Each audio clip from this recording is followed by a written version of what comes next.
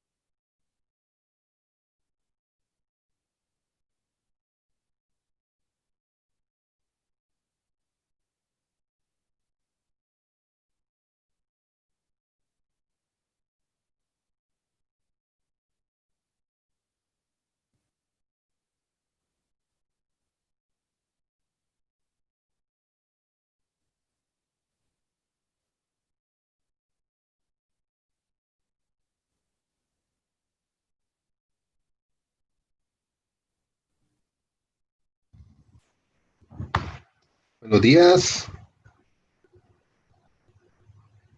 Hola, buenos días. Eh, ¿Con quién tengo el gusto aquí? Perdón, Aladí. Hola, Luis, estás hablando con Alejandra Sarkis, representante de ICA en Uruguay, y también está señora Silvia Espíndola. Lo que dijimos es vamos a esperar un minuto más y ya comenzamos con la apertura del evento, del seminario, y te pasamos la palabra. ¿Vos necesitas algo? No, solo déjenme, perdón que no tengo video aquí, quiero ver si lo puedo poner. Perfecto. Ahora Ahí sí. te vemos. Ahí está, no, ahí, acá estamos, no sé si nos ves. Sí, Acá sí, sí. Silvia desde Aladi. Bueno, Ok. bienvenido. Acá si todos quieren poner sus cámaras y ya empezamos, o los que quieran poner sus cámaras para comenzar este ciclo que ya iniciamos, como siempre decimos, en el 2019 junto con Aladi, que realmente estamos muy contentos de poder seguir con estas capacitaciones para la internacionalización de las pymes agrícolas. Hoy tenemos la cuarta conferencia que nos va a dar Luis Ventura. Realmente, bueno, como decíamos, estamos muy contentos, pensamos que siempre decimos lo mismo, ¿no? Que son útiles este tipo de capacitaciones en este momento, las capacitaciones virtuales, que podemos llegar a mucha gente y que este año se profundizó más el uso de estos instrumentos, ¿no? La pandemia nos está dando esa posibilidad de que creo que es la única que tenemos en este momento, la forma de acercarnos y también de llegar a estos puntos sobre todo profundizar en el tema internacionalización de las pymes, porque todos estamos mirando para adelante para ver cómo seguimos y creo que, bueno, todo hace, ya vieron que ustedes, ya vimos todo el ciclo, todo el tema de condiciones de acceso a mercados, las medidas fitosanitarias, bueno, y sanitarias, y bueno, hoy vamos a entrar en un tema que realmente es sumamente interesante y que necesita mucho ser conocido por todos los que queremos trabajar o entrar en los mercados internacionales. Entonces yo te agradezco Luis, que estés acá con nosotros y le voy a pasar la palabra a Silvia Espíndola, mi colega de Aladi, amiga, para que, bueno, que continúe con esta presentación y ya después te escuchamos a vos. Buenos días.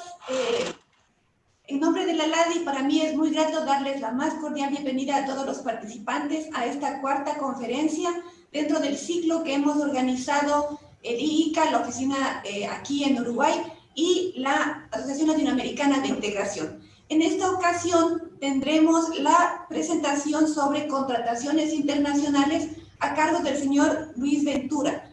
El señor Ventura es abogado y notario autorizado para ejercer en El Salvador. Desarrolla la docencia en programas de maestría en las áreas de comercio internacional y derecho tributario.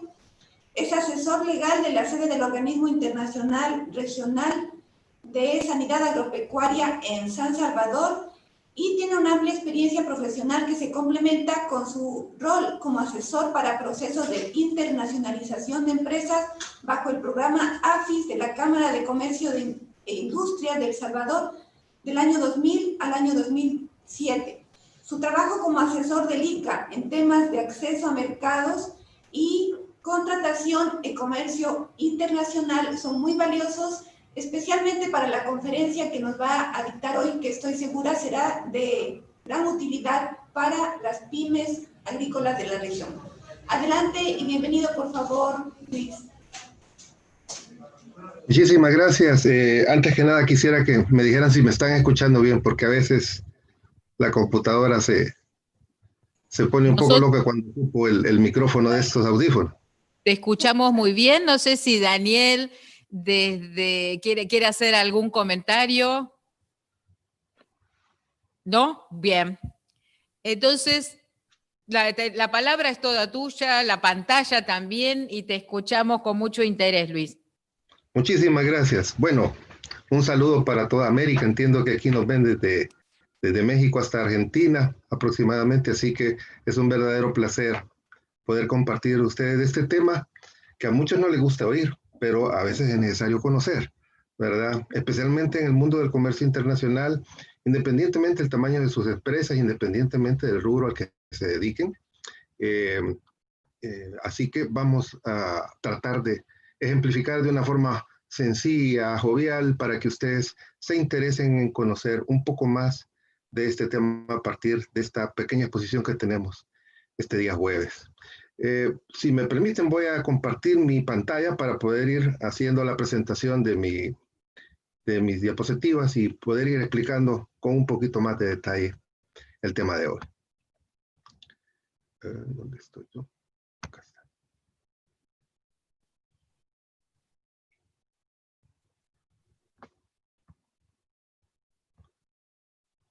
Creo que lo ven todos ahí ya, ¿verdad? Sí, se ve muy bien. Ok.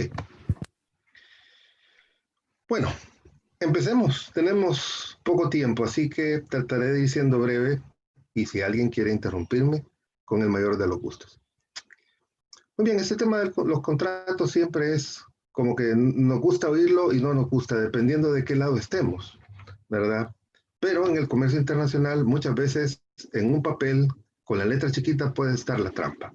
Por eso es bueno que ustedes lo conozcan, ¿verdad? Y se interesen en ello. Empecemos preguntándonos qué es un contrato. En 4 puntos muy fáciles. Es un acuerdo entre partes, ¿verdad? No podemos hablar de un contrato con una sola parte, que contiene derechos y obligaciones, como en cualquier otra instancia de la vida. En este caso muy particular estamos hablando de una relación comercial, porque aquí tenemos gente que quiere comprar y gente que quiere vender. Y normalmente es por un tiempo determinado, aunque se dan casos también en que se plantea un tiempo indeterminado. Dependiendo con quién estemos negociando o cuál es nuestra contraparte, así podemos tener una de estas dos alternativas. Lo mejor siempre es tener un plazo cierto para no tener problemas en el futuro, especialmente si la relación no va muy bien. Estas preguntas las encuentran también en ese folleto que escribimos para el IICA. ¿Para qué nos va a servir el contrato? ¿Va a ser necesario? Principalmente, ¿debo asesorarme con un abogado? ¿Qué debe saber ese abogado? Miren, yo siempre le digo a mis clientes y en las actividades que he tenido aquí con Cámara, con otras gremiales y otras empresas, que el contrato, y yo les digo en tono de broma, normalmente no sirve para nada. Es un pedazo de papel que ustedes firman, le pagan los honorarios al abogado, lo guardan en un escritorio y probablemente no lo vuelven a ver. Si la relación va muy bien, si la relación va muy mal, empiezan ustedes a ver dónde está el contrato, qué decía el contrato, qué decía tal cláusula. Va a depender de muchos factores. En primer lugar, va a depender del tipo de transacción, de los montos, de las cantidades, de los productos que estoy trabajando, como para pensar si voy a necesitar el contrato o no. Primer ejemplo, yo tuve hace algunos años a un señor que estaba en la parte de panadería, ¿verdad? Y aquí los panaderos tratan de buscar mucho el mercado nostálgico para los montones de salvadoreños que tenemos viviendo, especialmente en Estados Unidos. Llegó a la oficina y me dice, mire Luis, me ha salido una primera aportación. Hombre, lo felicito. He reventado ahí el mercado por el lado de Nueva York, donde tenemos una población bastante significativa de salvadoreños, y quiero hacer el contrato. Quiero hacer el contrato para planteárselo a mi comprador. Hombre, lo felicito, con gusto le asesoro. ¿Y de qué estamos hablando? ¿Cómo está la transacción? Y me dijo de que estaba vendiendo en un primer envío $1,200. Yo me le sinceré y le dije, mire, gastar en el contrato, en una asesoría para un contrato de este tipo, por $1,200, como que va siendo más importante que usted asegure su pago en vez de un contrato. El hombre se vio así un poco contrariado, me dijo, de veras, sí, es mejor que asegure el pago y no gastar en un contrato ahorita. Bueno, efectivamente a los días me lo encontré y me dice, miren, logré que me pagaran el 50% de adelantado, porque la persona, la empresa a la que le estoy vendiendo tiene un representante aquí en El Salvador. Perfecto. Cero contrato. Si es una transacción más grande, obviamente vamos a tener que irnos protegiendo. Tuve otro caso penoso que atendí, eran exportaciones de frijol y arroz.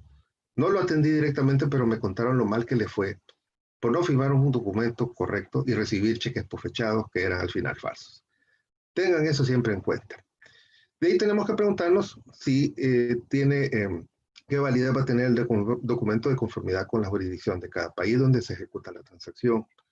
Acordémonos que aquí estamos hablando de un espacio de tierra bastante largo, quizás uno de los más grandes del globo terráqueo, y donde parece mentira, yo de aquí a El Salvador a Guatemala encuentro una percepción legal muy distinta a veces. Lo mismo puede suceder allá en el sur, de Colombia hasta Uruguay, hasta Argentina, las cosas pueden ir cambiando. Entonces tenemos que ver también con algún detalle cuál es la validez del documento. Tenemos que preguntarnos también si se va a registrar.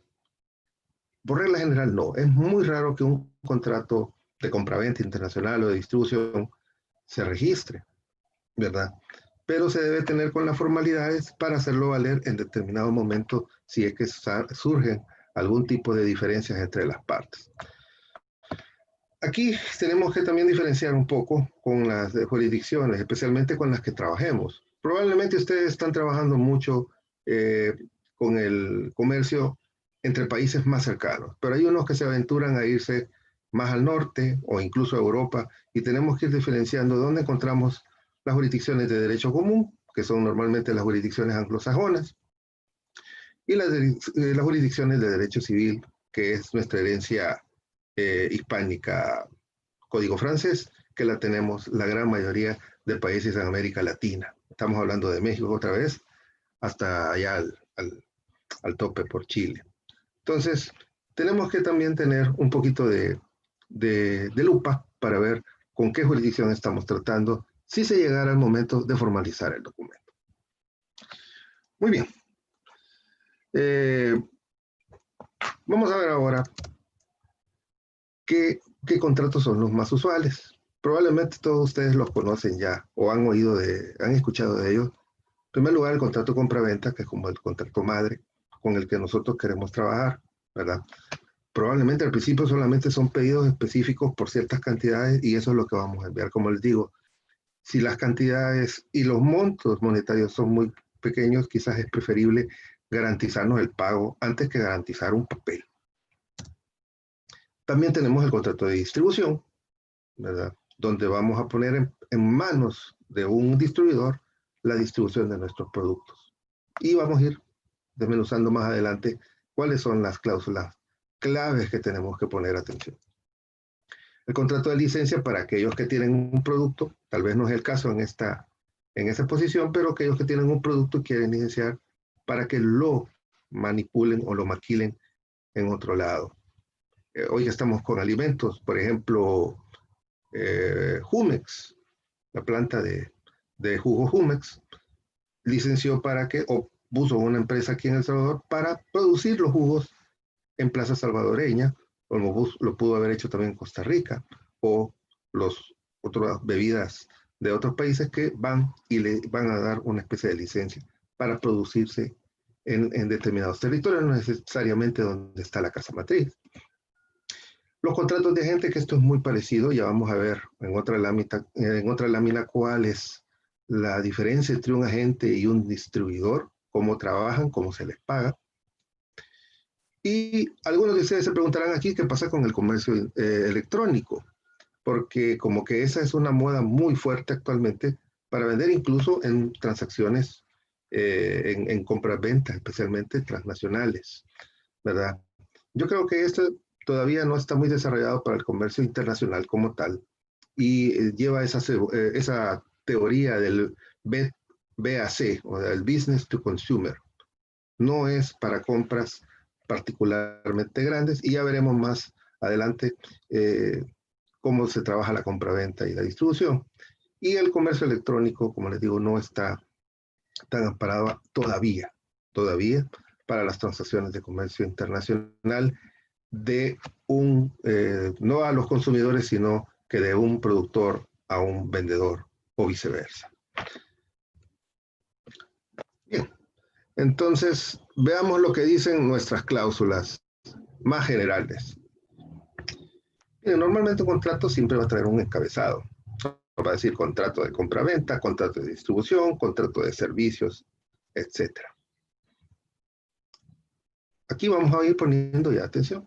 ¿Quién firma ese contrato? ¿Qué representación tiene ese contrato? Y yo me he encontrado con casos donde una persona firma y dice ser el gerente general o el representante o cualquier otra categoría dentro de una empresa, y a lo mejor, aún teniendo esa categoría, no tiene la autorización para firmar contratos donde obligue a la otra parte. Así que, ojo con ese tema. De ahí en la terminología, muchos contratos, especialmente los de la tradición anglosajona, van a tener este tipo de punteado muy, muy amplio, ¿verdad? ¿Qué vamos a entender por territorio? ¿Qué vamos a entender por los productos? ¿Verdad? ¿Qué se va a entender por las mismas partes? ¿Verdad? Si incluyen en las partes cualquier otro que trabaje directamente con la empresa, etcétera, etcétera. Y esto normalmente lo suelen definir con mucho detalle estos contratos que vienen más de los países anglosajones. El plazo, que es muy importante, como les digo, normalmente tenemos que tener un plazo cierto, especialmente si es una relación nueva y no sabemos cómo va a desarrollarse en el tiempo esa relación contractual. Y aquí, como ustedes ven, ya me va cambiando un poco el color. Le puse ahí un cafecito, ¿verdad? El precio. Especialmente para aquellos donde el tipo cambiario le juega en contra o a favor, dependiendo de lo que están haciendo. El Salvador, Panamá, es que entiendo que Ecuador también tenemos el dólar. Eso no nos permite tener mucha flexibilidad en nuestros precios de exportación y probablemente nos encarece nuestro producto. Las condiciones de pago, ¿verdad? ¿Cómo me van a pagar? Y cuando yo he dado la clase de los medios de pago en comercio, siempre encuentra uno ese choque, ¿verdad? El que compra quiere pagar hasta que recibe el producto y el que vende lo quiere recibir antes de enviarlo. Ojo, tenemos que ponerle mucha atención a las condiciones de pago. Aquí seguimos subiendo la temperatura, el lugar de entrega, donde va a jugar un papel importantísimo los Incoterms, y eso lo vamos a explicar más adelante, porque hay que tener mucho cuidado a dónde entrego, ¿verdad? Y cuál es el puerto de llegada. Las penalidades, las indemnizaciones, porque muchas veces en los contratos no nos fijamos que viene esa cláusula. ¿Verdad? Tenemos que tener muy claro cuáles van a ser las penalidades y las indemnizaciones que vamos a pagar en caso se dé un rompimiento contractual. La fuerza mayor, y esto se vuelve de mucha más importancia hoy en tiempos de pandemia. ¿Quién les iba a decir a ustedes que en agosto del 2020, verano para los del norte, cuando se mueve más el turismo, el invierno allá en el sur, íbamos a estar en pandemia y que nadie se iba a estar moviendo de sus casas, ¿verdad? Tenemos que tener siempre presente las condiciones de fuerza mayor. Yo creo que hoy la palabra de moda de incluir en esta parte va a ser pandemias, por cualquier situación en el futuro. Las modificaciones al contrato también, a veces esta cláusula se pone en el entendido de que quiero, ya tengo una intención posterior de que una vez se firme el contrato lo quiero ir modificando. Tenemos que poner un poco de atención las condiciones bajo las cuales se va a poder modificar el contrato una vez firmado. La terminación, cómo terminamos el contrato, tanto en buenos términos como en caso que hubiera algún tipo de controversia, y para eso sigue la solución de controversias, que normalmente se va vía arbitraje. Algunos no le tienen mucha confianza en el arbitraje, dependiendo también de la plaza donde se esté realizando o se vaya a realizar determinada solución de una controversia. Y es entendible. Tengan mucho cuidado con eso, porque hay países donde está más desarrollado ese tema, hay países donde hay más confianza en los sistemas de solución normales, que normalmente, valga la redundancia, son los juzgados, los tribunales. Muy bien, otro tema que tienen que considerar es cláusulas más específicas dependiendo del tipo de contrato, como por ejemplo la exclusividad en los contratos de distribución. Hay jurisdicciones o países donde la exclusividad puede ser un realmente destino oscuro, por decirlo de otra forma, porque protege mucho al distribuidor local. Y entregar exclusividad puede ser completamente catastrófico. Normalmente se recomienda no entregarla, a menos que sea un contrato donde ustedes estén ganando mucho dinero, ¿verdad? Pero para el nivel en el que me imagino ustedes están trabajando, que debe ser mediana empresa, no debe de buscarse una exclusividad de entrada. Los términos de confidencialidad, esto también puede llevar un tema de doble filo, porque puede condicionarnos a pagar cierto tipo de indemnizaciones si se rompen los términos de confidencialidad en el futuro, incluso en el futuro. Más de alguno de ustedes ha visto un contrato donde dice que el término de confidencialidad va a durar de aquí a 5 años, aún después de terminado la relación comercial. Mucha atención con ese tipo de palabritas que normalmente van escritas en letras pequeñas. Las reservas, donde se incluye la competencia desleal o incluso no trabajar con productos de la competencia. Y cualquier otro tema de importancia para las partes, dependiendo el producto, dependiendo la jurisdicción, dependiendo el tamaño de las partes, como para poner alguna otra cláusula que sea necesaria poner. Esto para efectos de cláusulas en general. Muy bien, entremos ya en materia para hablar un poquito de los contratos, por lo menos de 3, ¿verdad? Tal vez eran necesarios solo 2, pero voy a hablar de 3 en esta pequeña charla de este jueves. Vamos a hablar del contrato de compraventa. Nominémoslo, es una relación en que una parte se obliga a entregar una mercancía. Algunos hablan también de un servicio, porque hoy se venden servicios, pero obviemos esa palabra, contra la recepción de una remuneración en dinero. Algunos dicen también, puede ser también la recepción de una remuneración en otro producto. Y ustedes verán, ¿es eso posible? Claro que sí. Lo hemos visto en muchos ejemplos, ¿verdad? Se me ocurre algo, más bien se me viene a la memoria algo. A veces Cuba ha negociado con otros países la entrega de un producto para la adquisición de otro, ¿verdad? O puede haber ese tipo de trueque. No vamos a hablar de ese tema porque no nos interesa ahorita. Ustedes me imagino que quieren vender su producto a cambio de un pago monetario. Muy bien, cláusulas relevantes, acordémonos de los encabezados, de la terminología, de las partes, etcétera. Aquí vamos a estar hablando ya temas más específicos, como son las cantidades, ¿verdad? Tenemos que definir bien la cantidad de la compra y nosotros eso nos obliga a tener un catálogo de cómo van a ser nuestras compras por volumen. Perdón, nuestras ventas y compras por volumen. La forma de entrega al comprador, ¿verdad? Por el tema de Incoterms. Aquí quisiera recordarles que no es lo mismo el lugar de entrega y el puerto de entrega. ¿Verdad? Los que conocen Incoterms un poco seguramente saben de lo que estoy hablando. Por decir algo, ustedes van a mandar producto a México vía aérea, pero puerto de entrega, aeropuerto de entrega puede ser México o Toluca, y dependiendo de eso hay un mundo de diferencia, ¿verdad?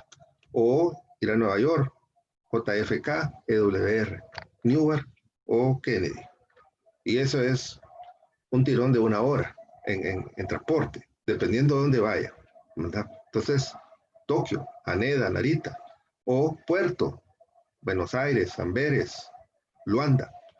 Tenemos que poner mucha atención con el tema de la forma de entrega para saber dónde vamos a entregar, y eso nos lo va a definir el Incoterm.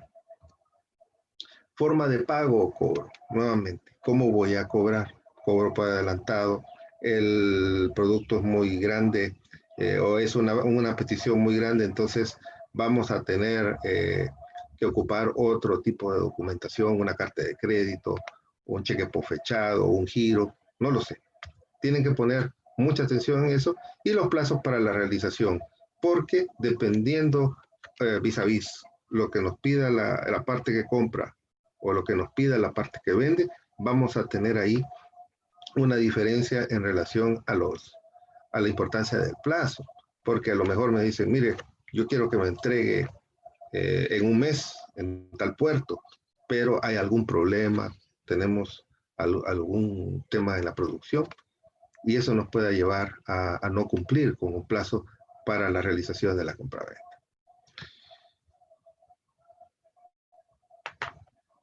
Independientemente de todo lo que hemos hablado, nuevamente quiero retomar ese tema de que si es necesario o no el contrato. Fíjense que en el contrato de compraventa una simple factura comercial nos puede servir de contrato de compraventa.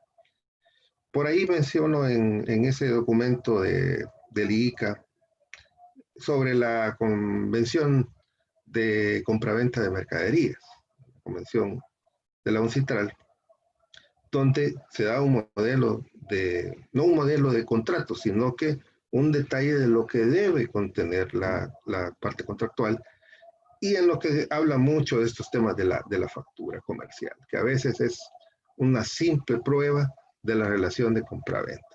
Entonces, no es, como les digo, tan imperativo a veces un contrato, sino más bien asegurarse este tipo de cláusulas que nos permitan cobrar, sobre todo a los que vendemos.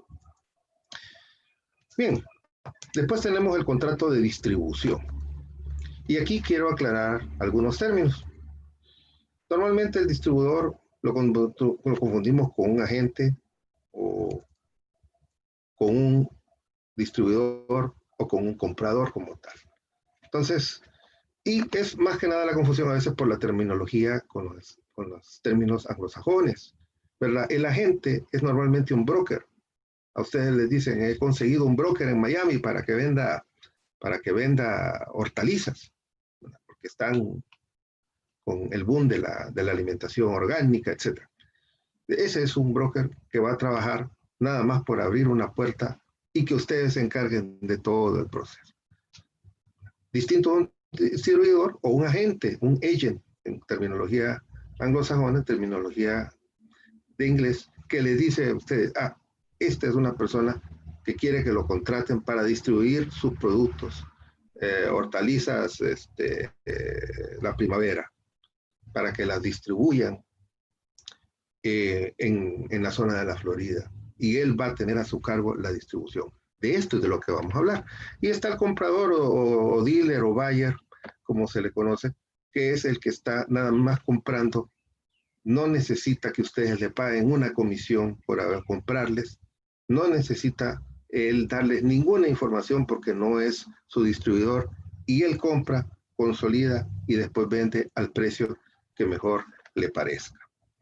Muy bien, entonces centrémonos ahora en lo que va a ser el tema de distribuidor, ¿verdad? Aquí les hago una pequeña explicación, depende también de las jurisdicciones, a veces se confunden estos términos.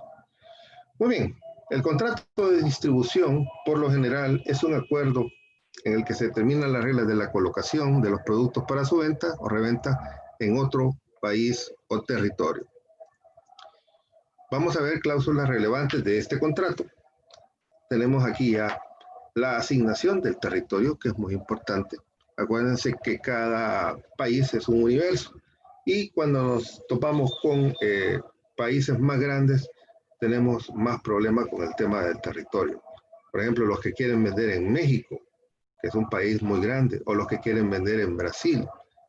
Ya no se diga los que se quieren vender allá en Estados Unidos o en la Unión Europea, cuando hablamos de vender a la Unión, y estamos hablando de una colección de países en una cierta franja de territorio relativamente grande y con diferencias incluso de idioma, ¿verdad? Entonces la asignación del territorio es siempre muy importante.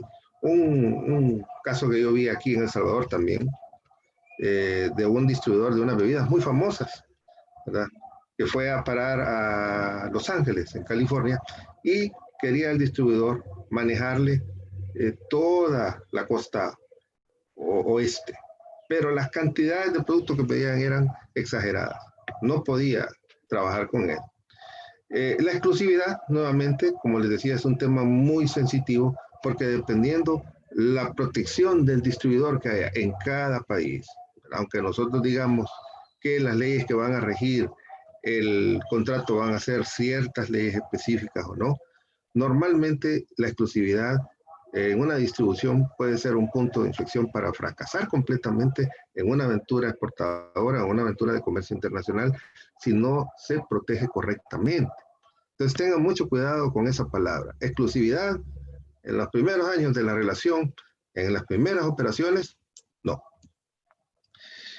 Forma de entrega al distribuidor en destino, nuevamente Incoterms y pago. Bueno, Incoterms siguen jugando un papel importante porque eso me va a definir a mí cómo voy a entregar, dónde voy a entregar, cuáles son mis obligaciones. Y de eso hay una lámina más adelante donde vamos a hablar un momentito sobre el Incoterms, porque tiene una importancia muy grande en el comercio internacional, quizás mucho más grande a veces que el mismo contrato, dependiendo por dónde estamos empezando en nuestras aventuras de exportación. Y de ahí, pues nosotros necesitamos que el distribuidor nos tenga con cierta información que es importante para nosotros. Ese tipo de cláusulas sobre los reportes de las ventas y de los contactos que se están haciendo es realmente un punto también, un poco de confrontación con el distribuidor, porque obviamente el que conoce el terreno y está trabajando en el lugar es el distribuidor. Y él piensa que en algún momento, lo cual normalmente también puede pasar, vamos a prescindir de sus servicios porque nosotros ya nos sentimos cómodos incluso de abrir nuestra propia distribución. Aquí tuve yo otro caso de una famosa bebida que viene de otro país vecino de El Salvador, que quiso abrir una distribución con una empresa que se dedicaba a un rubro de alimentos, pero no de bebidas. Y ahí, pasados los años, ellos terminaron poniendo su propia distribución acá en El Salvador. Entonces, ese es un tema también dedicado que tenemos que saber discutir. Por último, el manejo de la propiedad intelectual. Aquí tiene que ser muy claro. Si ustedes son los que venden y tienen una marca y ya tienen un posicionamiento, la marca van a querer protegerla lo más que puedan, ¿verdad? Para que sea propiedad de ustedes y no propiedad del distribuidor. Y eso implica probablemente un pequeño trabajo de asesoría con los abogados o los agentes, porque en algunos países hay agentes de propiedad intelectual, para proteger las marcas que ustedes consideren son valiosas ya para sus empresas. Con el de licencia no me voy a alargar mucho porque normalmente se hacen para productos licenciados, ¿verdad? Siempre hay muchas cláusulas de confidencialidad. Este tipo de contrato implica la transferencia de un know-how y tiene una licencia muy referente a un territorio específico, ¿verdad?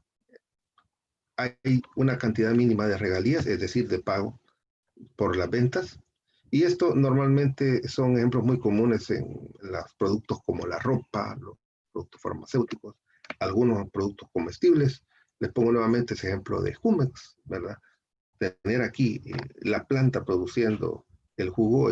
También vino otra inversión mexicana que producía maseca, a los que les suena la tortilla, ¿verdad? Que saben qué es una tortilla, cómo comemos maíz en esta parte de Mesoamérica. Probablemente más al sur comen otras cosas, comen más plátano, comen papa. Pero aquí el tema de la tortilla es muy fuerte, entonces ellos también tuvieron una planta acá, la cerraron hace algunos años, ¿verdad? Entonces, este contrato es para eso, son operaciones más grandes y probablemente son productos más agroindustriales cuando ya tenemos una producción masiva. Así que no quiero ahondar mucho en este tema, es solamente para que lo conozcan.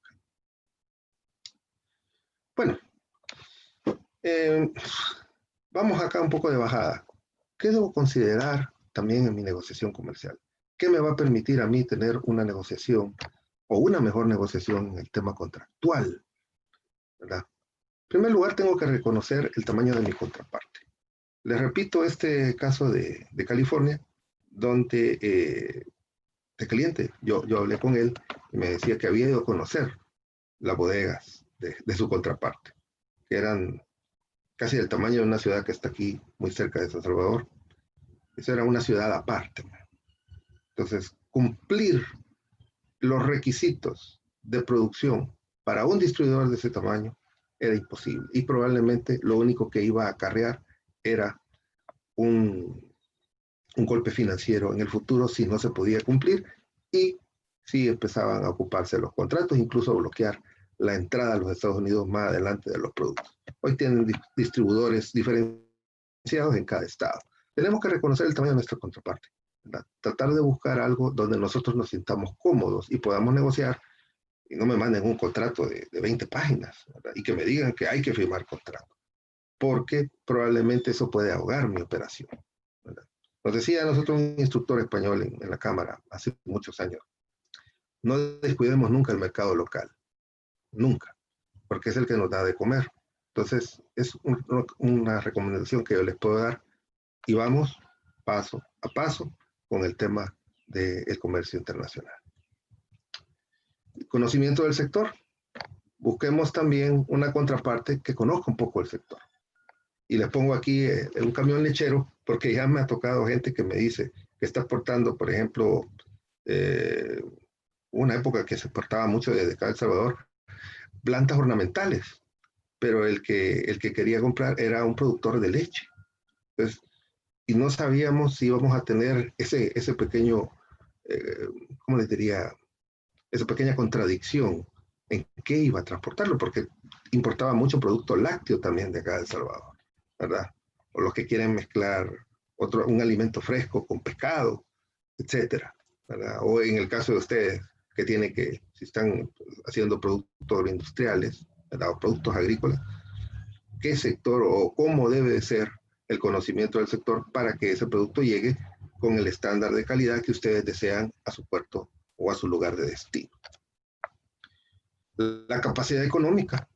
Es muy importante tener una pequeña investigación sobre las capacidades de pago, ¿verdad? Que tiene mi contraparte, ¿verdad? Aquí estoy hablando, creo, con una plataforma estrictamente exportadora, gente que quiere vender.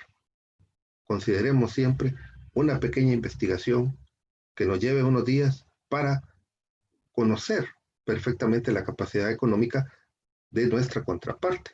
Yo siempre les digo a mis alumnos en la maestría de Derecho de Empresa, donde no son abogados, no son empresarios. ¿Cuál es la diferencia entre el sector, más bien, entre el mercado local y el mercado exterior?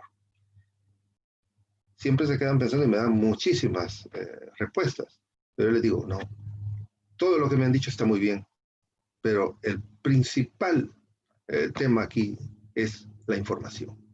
Si ustedes tienen la información de su contraparte, si ustedes tienen la información del sector en el que se mueve su futuro socio y conocen la capacidad económica, tienen buena parte del espectro del conocimiento de ese socio ya armado, ¿verdad? Tienen que investigar, tómense el tiempo para investigar, tómense el tiempo para ver cómo son los contratos en esos lugares, cómo son los contratos con los que trabajan las cámaras de comercio en esos lugares, para saber con quién están hablando y de qué están hablando.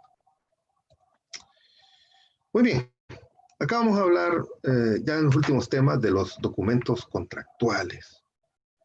Y aquí vamos a platicar unos minutos de los Incoterms. Fíjense qué interesante, los Incoterms aparecen allá por 1935, 1936. Estamos hablando ahora de la versión del año 2020 que se publicó allá, creo que se publicó, ya los teníamos listos en septiembre del año pasado y se publicaron en diciembre. Esta es la última versión de Incoterms que tenemos, ¿verdad? Versión 2020. Los Incoterms aparecen como un resabio de la que nosotros conocemos cuando estudiamos las teorías comerciales en términos legales, como la lex mercatoria, esa tradición no escrita con la que los comerciantes transaban sus productos hace muchísimos años, allá por la época del medioevo, y que viene de una herencia también europea, los grandes mercaderes de esa época. Entonces, los Incoterms toman eso antes de que aparezca la OMC, antes de que aparezca la Convención de las Naciones Unidas sobre la compra y venta de mercancías, antes de las Naciones Unidas. Ya teníamos esta terminología que eran universal, que son, incluso hoy día, universalmente aceptadas. Y como les digo, a veces son más importantes que tener el mismo contrato. Si no va el Incoterm ahí en el contrato, la gente se queda porque no lo lleva. No necesariamente lo debe llevar, porque hay otros documentos contractuales que ya los vemos aquí, que tienen esa terminología. Bueno, los más ocupados son el S-Work, que como ustedes saben aquí, el vendedor, entendiendo que estoy hablando con los vendedores, no tienen ningún problema. Tienen el producto embalado, empaquetado, listo para que lo llegue a traer el comprador a plaza del vendedor. De ahí tenemos el FOB, que es el mismo Free On Board, que es el mismo Free Carrier, ¿verdad? La diferencia es que el FOB es para transporte marítimo y el Free Carrier es para cualquier tipo de transporte. Después tenemos el SIF, que es normalmente el que incluye además el seguro, ¿verdad? Y el transporte hasta puerto de destino, o el mismo SIP, que es el Carrier Paid, que es Carrier Insurance Paid, que es el que va por cualquier medio de transporte. O en el otro extremo con relación al S-Work, el DDP, que es yo como comprador, siempre les digo, pónganmelo aquí a la puerta de mi casa. No importa que me toque pagar un poquito más, pero no quiero ir a la aduana, no quiero ir a hacer papeleo adicional, yo quiero que lleguen aquí a la puerta de mi almacén. Aquí nuevamente tenemos que recordar también el uso del Incoterm por tipo de carga y modo de transporte. Como les dije, el FOB y el SIP son marítimos, pero no son cualquier marítimo. Es el marítimo que no lleva contenedores. Si yo quiero ocupar marítimo y yo quiero ocupar contenedores, que pudiera ser el caso de ustedes, ocupo un SIP. Ahora, si quiero ocupar marítimo y voy a trasladar granos, ¿verdad? O algo que no vaya en contenedor, puedo ocupar FOB o SIP. Eso lo tienen ustedes que ir viendo a medida que hagan sus operaciones y hablar con un agente aduanal que les explique qué tipo de Incoterm pueden ocupar. En caso, como les digo, que no ocupen ni siquiera un contrato, pero el Incoterm tendrá que ir, ¿verdad? Otros documentos, la factura comercial. Y normalmente la factura comercial va con las copias necesarias para el traslado de los productos. Acuérdense que dependiendo cuáles van a ser los pasos que va a tener esa mercadería, tendré que emitir la factura comercial con las copias necesarias. Los documentos de transporte, ¿verdad? Aquí estamos hablando del por ejemplo, el porte del envío, que es el CMR, el Cargo Movement Requirement, que es para el transporte terrestre. El Bill of Lading, que yo me imagino ustedes lo han escuchado, el BL, el famoso BL, que es para el transporte marítimo, el Airway Bill, que es para el transporte aéreo, los que les surge que los productos lleguen porque tienen que llegar frescos, ¿verdad? Y que no tienen otra alternativa más que el transporte aéreo, se ocupa este tipo de documento de transporte. Hay también un Bill of Lading multimodal, que también se ocupa mucho, que es para aquellos que van ocupando, por decirle algo, transporte terrestre y transporte aéreo, o transporte marítimo con transporte aéreo, dependiendo dónde llegue, carga consolidada, que eso es un tema muy común y me imagino lo estudiarán a fondo con algún especialista del tema de transporte. El certificado de seguro, porque hay muchos que están pidiendo ahora seguro. Imagínense ahora con esto de los viajes, las personas les están exigiendo seguro de salud por el tema esto de la pandemia. A los productos también se les puede exigir un certificado de seguro.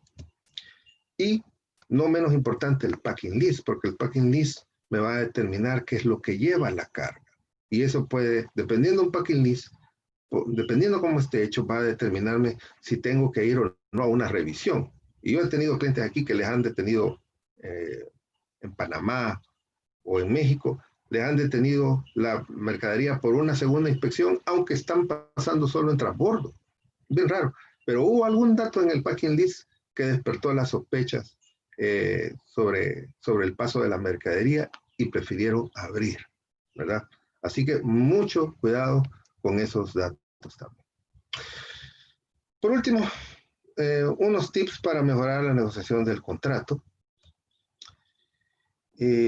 No puedo yo ir nunca a negociar un contrato si no tengo una agenda establecida, ¿verdad? Eso me pone en manos de mi contraparte, porque a lo mejor él sí la tiene, ¿verdad? Incluso a lo mejor me tiene ya preparado el contrato y me dice, firmamos.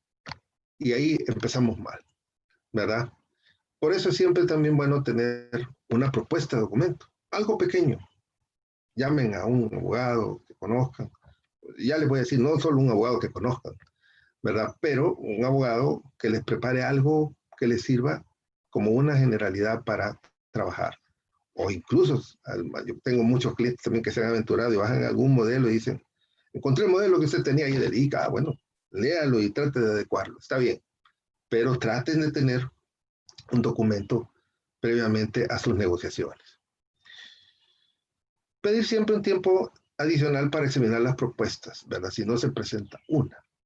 Es preferible estar en una nueva reunión o tener un nuevo acercamiento con su contraparte a firmar algo, digamos, completamente a ciegas, que no nos dé un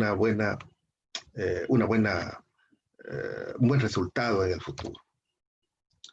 Tenemos que anticipar varios resultados posibles, ¿verdad? Y preparando cualquier estrategia de emergencia en caso los resultados no sean estrictamente favorables para nosotros.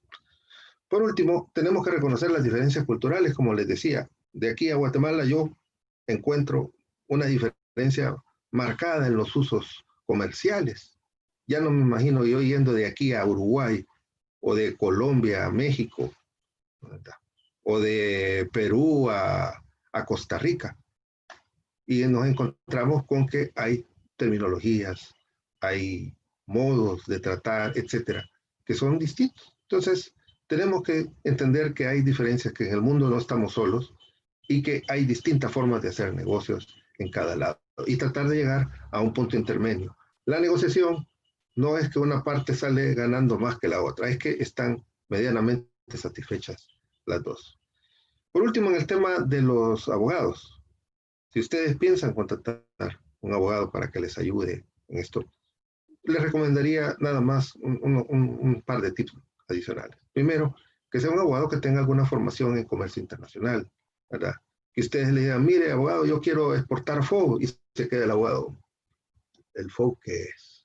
No, tiene que conocer cierta terminología, ¿verdad? Que le digan el packing list, y el packing list, ¿qué será? Es una nueva marca de granola, ¿no? Y busquen a alguien que tenga cierta preparación. Segundo, que se interese por el producto, que se interese por ustedes. Cuando yo fui asesor en la Cámara de Comercio, me decían, Luis, hoy va a trabajar con un productor de pan. Ahí me daban a mí en la clave, porque yo soy panero. A mí me gusta tomarme mi café con mi pedazo de pan dulce. No sé si es lo mismo en otros países, pero aquí me encanta comerme mi pan dulce. Lo primero que yo hacía era visitar la fábrica, fuera de horarios de facturados, y hablaba y le decía, quiero ir a conocer su fábrica, regálenme 15 minutos. Me contaban un poco la historia, recorría la planta, etc. Me pusieron también con unos que fabricaban fierros, fui a conocerla, ¿verdad? Con el sector farmacéutico, quise ir a ver la planta.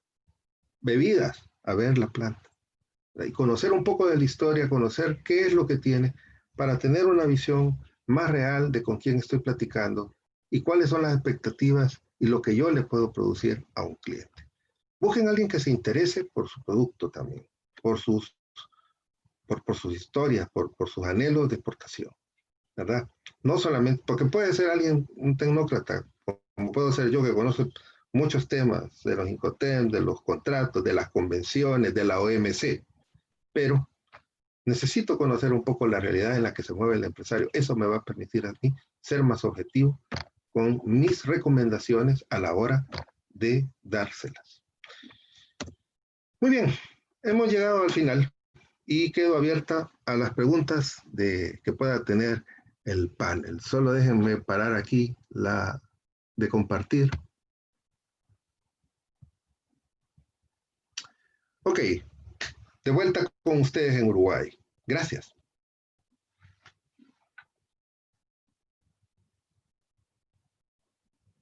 Hola, ¿se está escuchando?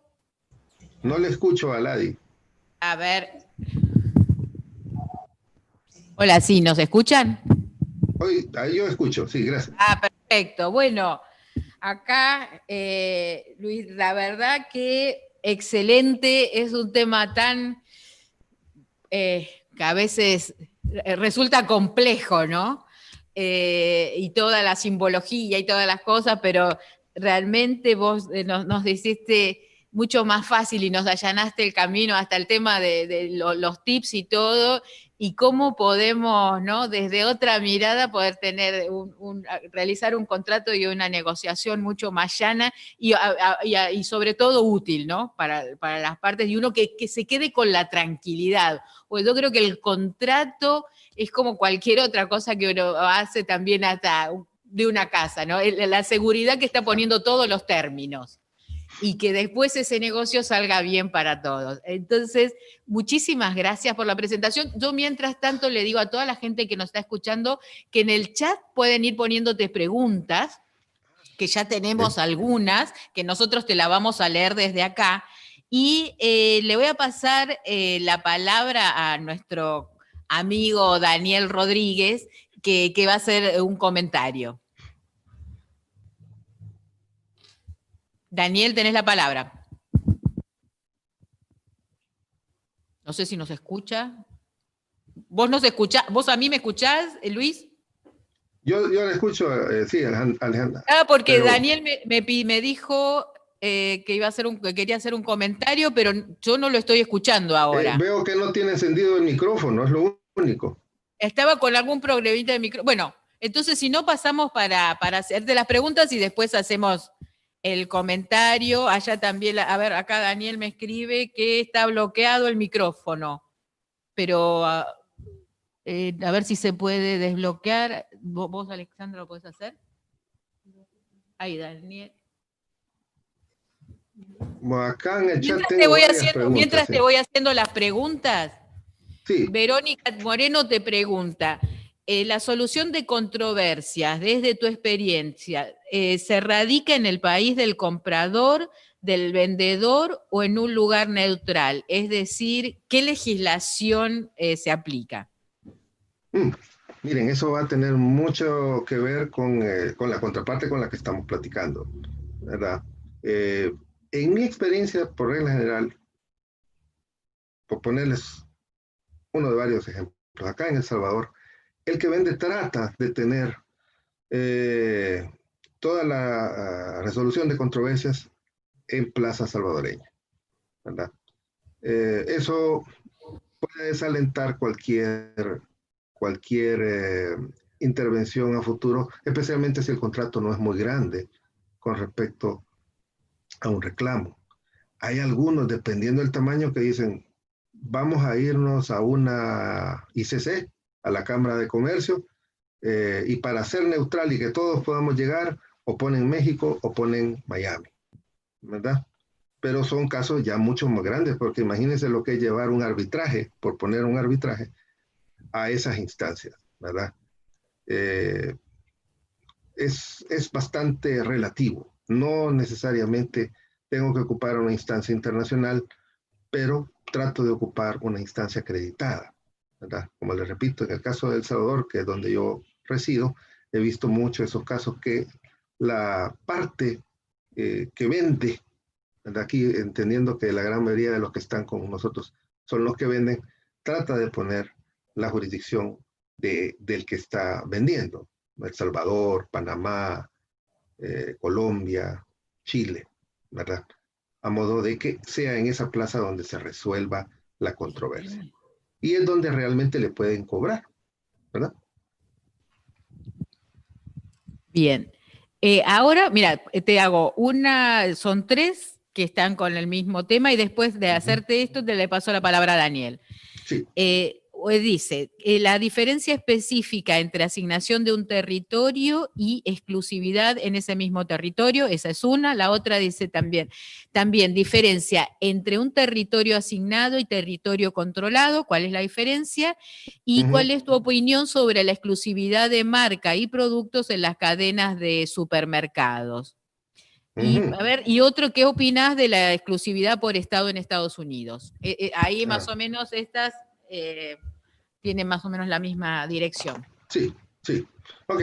Bueno, miren, territorio controlado, territorio asignado, es más o menos lo mismo, o sea, es lo que se le está dando al distribuidor. Por decirles algo, si yo tengo un producto que sé que se mueve, vamos a ver, zonas que yo conozco, que se mueve en México, en el Estado de México, y asigno solamente ese estado, o sea, solo esa porción de territorio, ya sé yo que solamente ese territorio va a tener, es el territorio asignado, controlado.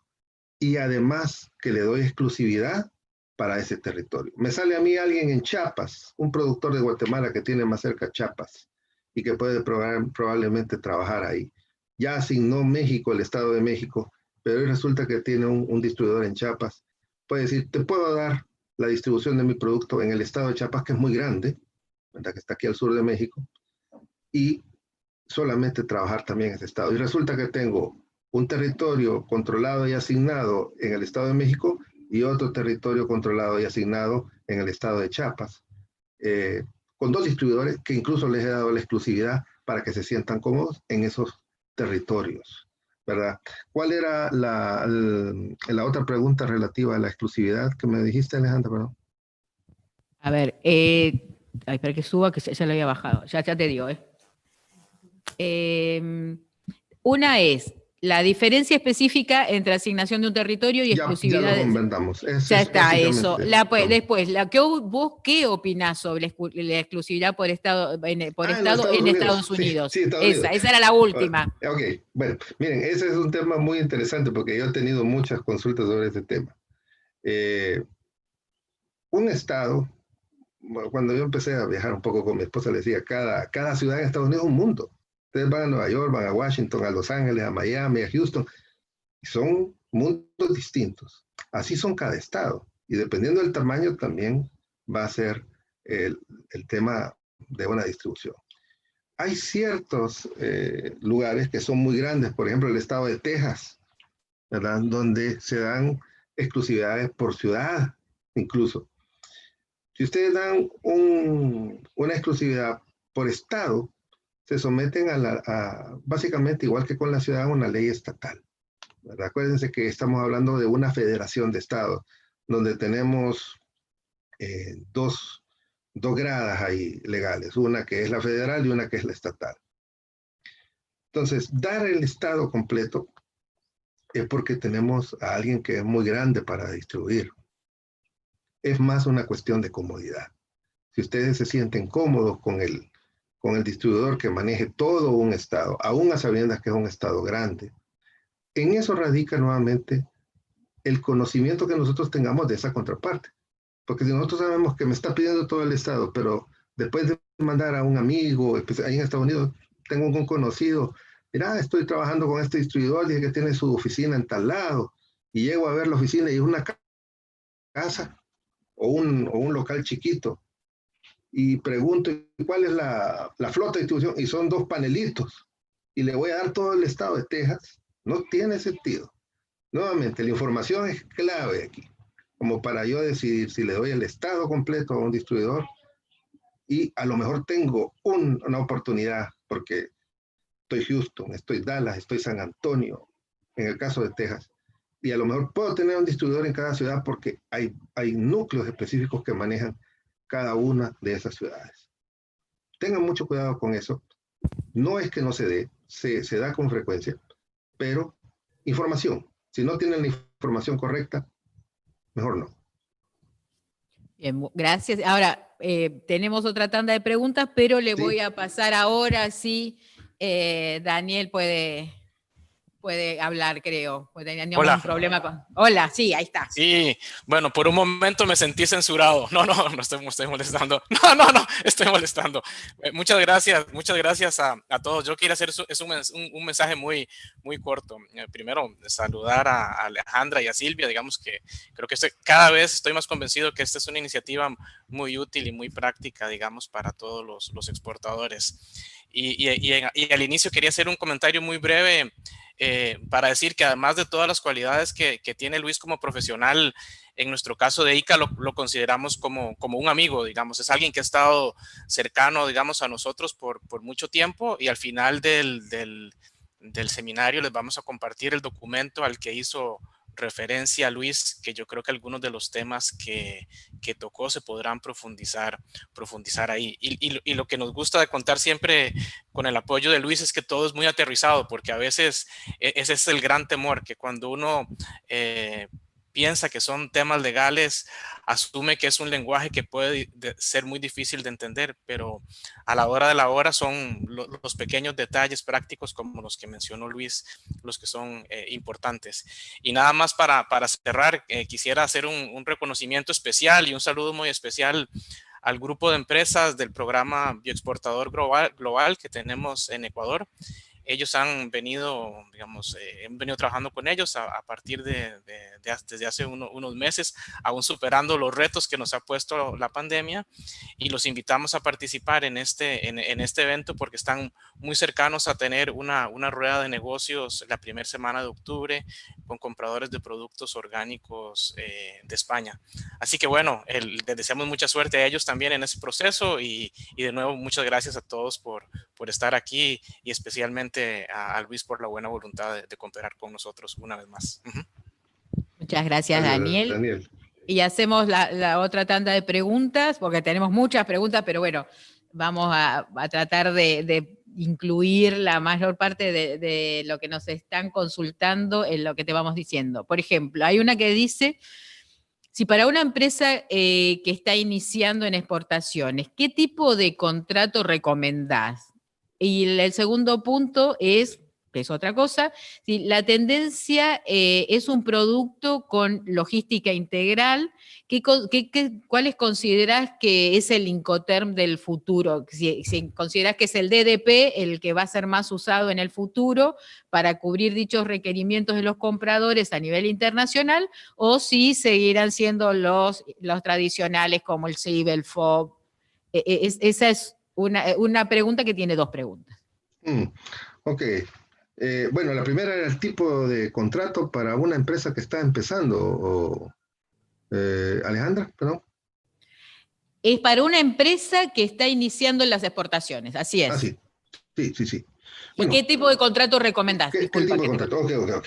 Miren, normalmente cuando se empiezan las actividades comerciales, la empresa no es muy grande, tiene un capital reservado para sus operaciones internacionales, quizás lo más recomendable sería tener un distribuidor o incluso probar vía un agente.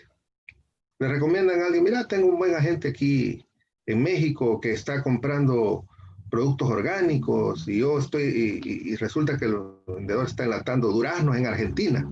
¿Verdad? Hay una superproducción de duraznos en Argentina o en Chile y está queriendo vender durazno enlatado. Entonces, lo mejor sería tratar de conseguir un distribuidor o un agente que le paguemos una comisión por un negocio cerrado para abrir un poco, abrir la lata, decimos aquí nosotros, con un caso específico de una futura distribución. Si estamos más seguros de que podemos cumplir volumen, tal vez contactar en base a los almanaques, los listados que están normalmente disponibles en los sitios de comercio que manejan muchos países, donde se citan, ¿no? Hay gente interesada en importar duraznos enlatados, hay gente interesada en importar productos procesados de papa, etcétera. Entonces, ir haciendo ese tipo de contactos, pedir las informaciones en las cámaras y dependiendo de eso vamos a definir qué tipo de contrato podemos ocupar. Nuevamente, si es una operación muy pequeña, también tal como les dije, a lo mejor lo primero que tenemos que asegurar es el pago, ¿verdad? La forma de pago antes que hacer un documento. Los abogados van a estar felices de hacerles un contrato y de cobrarles por eso. Pero yo siempre he sido siempre doy esa recomendación. Tal vez no busquen eso inmediatamente, investiguen. Y una vez tengan ya el panorama más o menos completo, entonces dicen, esto me va a llevar mejor a que lo vea el abogado o a concluir de una forma más efectiva para mí el pago. Va a depender mucho de eso.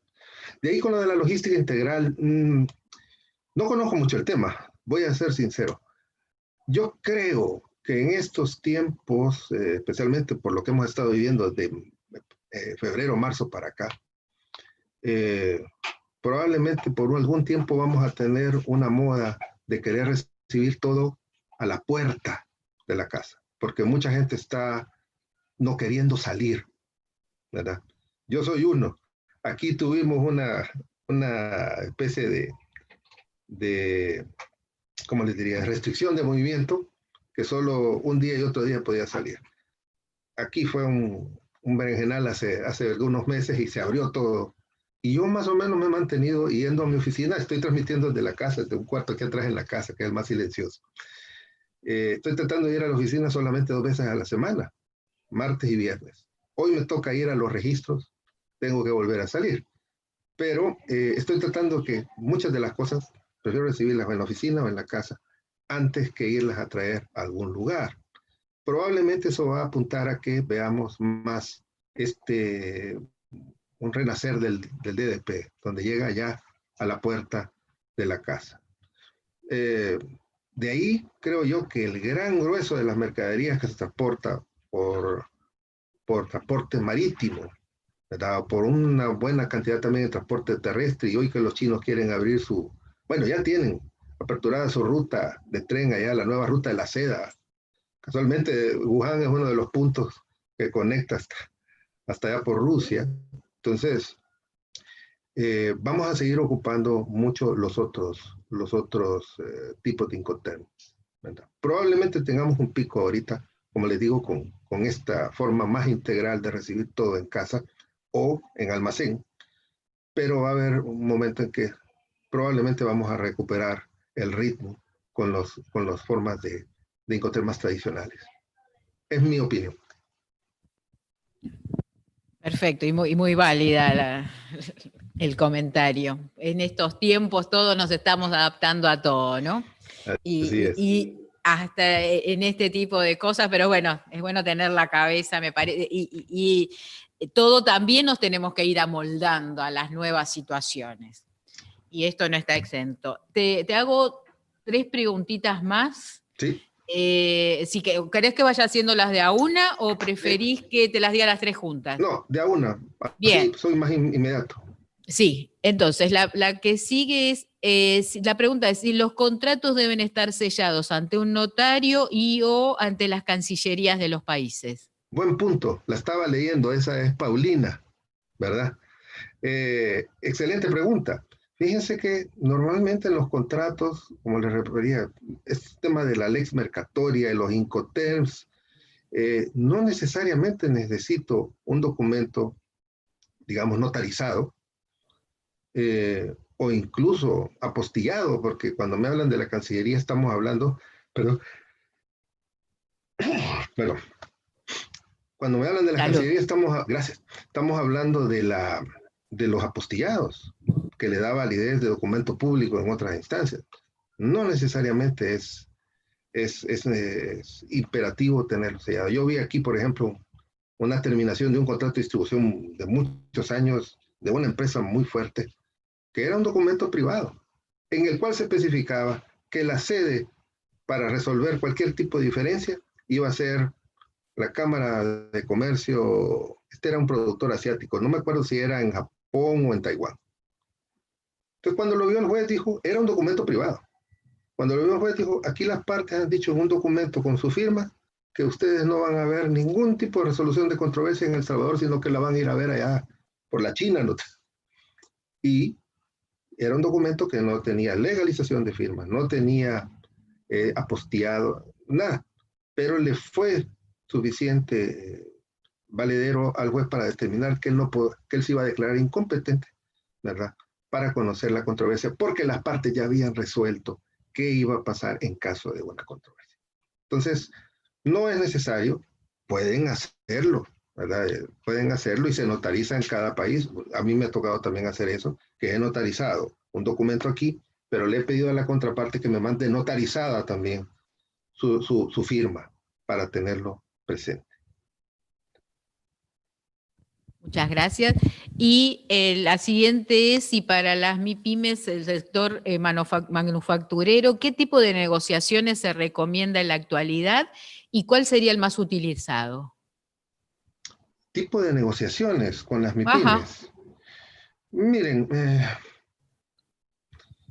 yo creo que uno debe de apoyarse mucho con sus cámaras, ¿verdad?, para tener acceso a una información más confiable. Hay cierto tipo de unidades en las cámaras, en los organismos promotores de exportación de cada país, donde manejan un tipo de inteligencia comercial, ¿verdad?, y puede tener una información muy valiosa que obviamente después nosotros vamos a tener que verificar y hacer algún pequeño gasto en destino para saber si puedo llegar a ese lugar. Aquí yo estuve asesorando con este mismo tema un programa de PROESA, que es la Agencia de Promoción de Exportaciones de El Salvador, donde se hacía una especie de clúster, ¿verdad?, con muchas empresas pequeñas y medianas que estaban deseosas de exportar.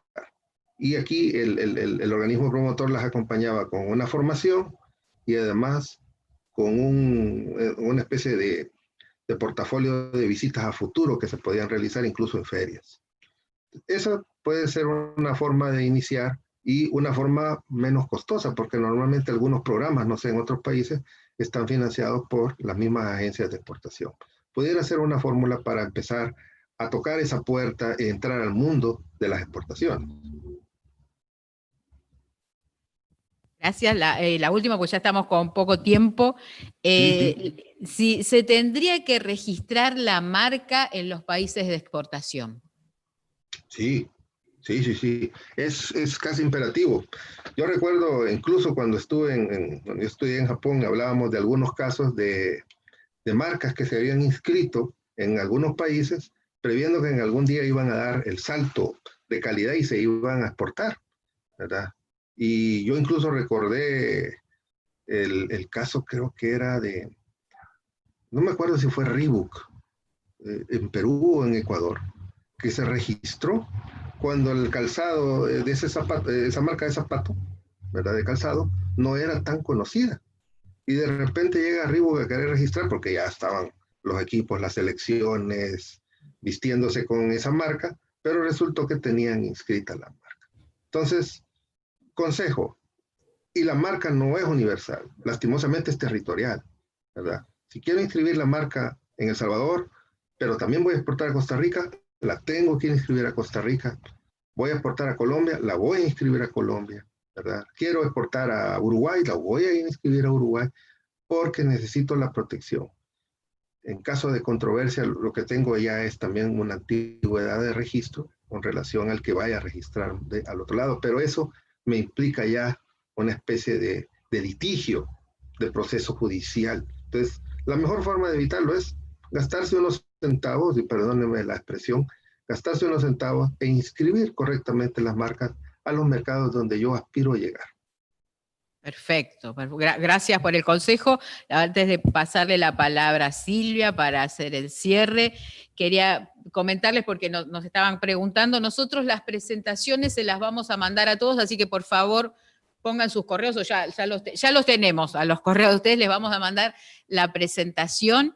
Y si quieren el calendario de que ya Silvia va a comentar algo, pero alguien nos estaba pidiendo el calendario del ciclo de conferencias, cualquier cosa que necesiten, hablan con nosotros.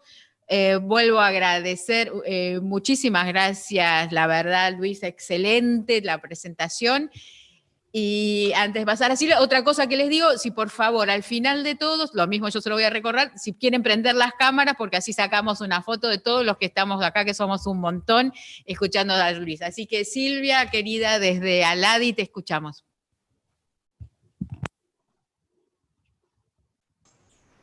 Muchas gracias, Luis, por la tan clara, amplia e interesante conferencia que ha concitado mucho interés y muchas preguntas de parte de la audiencia que hemos tenido el día de hoy.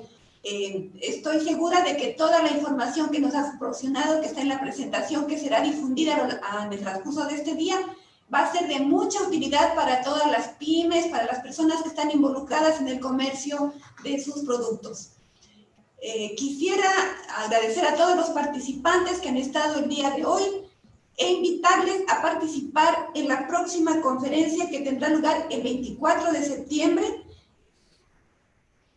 El tema que se abordará será la participación en ferias y ruedas de negocios. Estará a cargo de funcionarios del ICA y de la LADI. Para los funcionarios de la LADI será muy grato transmitir sus experiencias, sus conocimientos sobre la base de la Expo Aladi, que es la macro rueda de negocios que se realiza anualmente.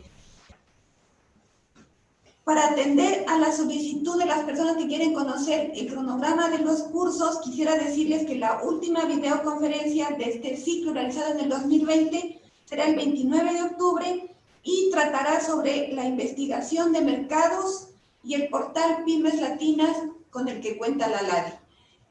Quiero agradecer mucho nuevamente a Luis, a todos los participantes, a la representante del ICA en Uruguay, Alejandra Sarkis, por la valiosa colaboración que nos han brindado para llevar adelante este ciclo de conferencias que encontramos de mucha utilidad para todos ustedes. Y esperamos continuar contando con la participación de todos en el próximo ciclo y en el siguiente, que será en octubre. Gracias a todos y que tengan una buena tarde. Muchísimas gracias, Silvia, y nos queda la foto grupal, así que todos los que quieran poner sus cámaras, por favor. Otra vez agradecerles, como siempre, que les importe este tema, que nos estén escuchando, y quedamos a disposición de todos, como dice Silvia, para nosotros, tanto para LADI como para ICA, es un orgullo poder estar haciendo esto y tener un invitado de lujo como hoy lo tuvimos a Luis. Muchísimas gracias a todos y bueno, nos vemos la próxima, si Dios quiere. Que estén bien. Muchas gracias. Gracias. Adiós a todos.